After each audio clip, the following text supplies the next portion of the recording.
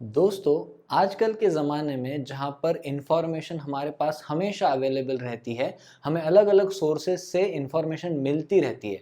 इस इन्फॉर्मेशन को हम पढ़ते हैं या सुनते हैं या देखते हैं और हमें लगने लगता है कि ये हमारा नॉलेज है, ये हमें ज्ञान है जो हमें प्राप्त हुआ है और हम बहुत सारी चीज़ों में अपने आप को स्मार्ट समझने लगते हैं। क्या पर सच में ऐसा है? नमस्ते दोस्तों, welcome to beyond the belief.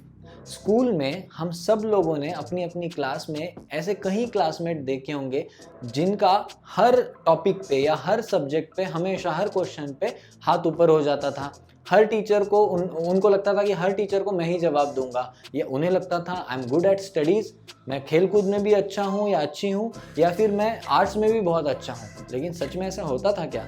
शायद ही नहीं। यही बच्चे आज जाके आपके ऑफिसेस में भी पहुंच गए।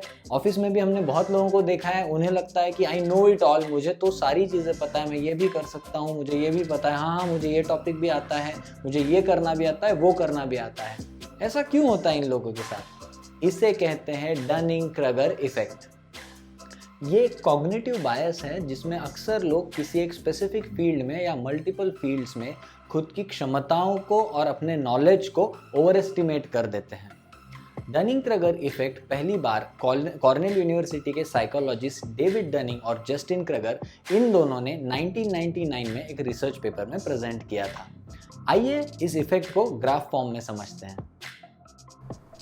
जैसा कि हम इस ग्राफ में देख पा रहे हैं कि अगर हमने अपने कॉन्फिडेंस को और हमने अपने कंपिटेंस को एक्स और वाई एक्सिस पे प्लॉट कर दिया। कंपिटेंस यानी कि नॉलेज और एक्सपीरियंस, इन दोनों की बात करते हैं, और कॉन्फिडेंस किसी भी टास्क को करने के लिए हमें जो विश्वास होता है, आत्मविश्वास जो होता है, उसके बारे में बात करते हैं।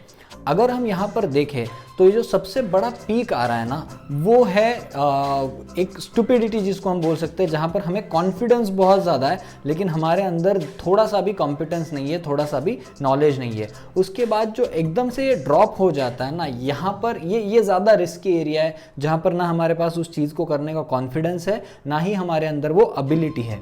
उसके बाद ये धीरे धीरे स्लोप बढ़ता जाता है, ये हमारा एक्चुअली लर्निंग का फेज़ होता है, या जिसे हम एनलाइटनमेंट का फेज़ भी कह सकते हैं, जहाँ पर स्किल के साथ साथ अपना कॉन्फिडेंस भी बढ़ते जा रहा है। और जब जाकर ये चीज़ सेटल हो जाती है, तब जाकर हम बनते हैं एक्चुअल एक्सपर्ट्स। अब इस कॉग्निटिव बायस की वजह से हमें नुकसान भी होता है। हम अक्सर अपनी क्षमताओं को ओवर एस्टिमेट कर देते हैं और जिसकी वजह से हम एकदम पुअर डिसीजंस लेने लगते हैं, हमें पता भी नहीं चलता। दूसरी चीज़ ये होती है कि हमारी अंदर जो स्किल गैप है, जो क्षमताएं हमारे अंदर है नहीं, या हम जो खुद की गलतियां कर रहे हैं उसे रिकॉग्नाइज नहीं कर पाते। तीसरी चीज़, हम उस फील्ड में जो एक्चुअली एक्सपर्ट लोग हैं उन्हें भी रिकॉग्नाइज नहीं कर पाते, क्योंकि हमें लगता है कि हम ही सबसे स्मार्ट हैं। अगर आपको लगता है कि आपका भी बिहेवियर कुछ इसी तरीके का है, तो आइए देखते हैं कि इसे अवॉइड कैसे करें। सबसे पहले हमें हमारी बिलीव्स को, हमारे नॉलेज को ऑनेस्टली क्वेश्चन करना स्टार्ट करना पड़ेगा कि जो हम सोच रहे हैं वही सच है, कि is there anything else to explore. दूसरी चीज़ कि जब भी हमें कोई क्रिटिसाइज करे, हमें उस फीडबैक को अच्छे से लेकर उसके ऊपर काम करना पड़ेगा। तीसरी चीज़ जिसे कहते हैं ना कि becomes devil's advocate for your self, तो हमें खुद को ही प्रोब करना है कि मैंने तो ये सोचा है, बट ये गलत भी तो हो सकता है, ये कैसे गलत हो सकता है, ये कैसे सही हो सकता है। दोनों एंगल से सोचना है हर चीज़ के बारे में, जिससे हमें ये पता चले कि हमारी नॉलेज में या हमारी स्किल में कोई गैप तो नहीं है। तो दोस्तों, समझ में आया डनिंग क्रगर इफेक्ट क्या होता है? अगर आपको भी लगता है कि आप इसी बिहेवियर के अराउंड हो, तो प्लीज़ इस वीडियो को देखिएगा, समझिएगा, ज़्यादा से ज़्यादा दोस्तों तक इसको शेयर कीजिएगा। आई होप आपको वीडियो अच्छा लगा। मिलते हैं नेक्स्ट वीडियो में।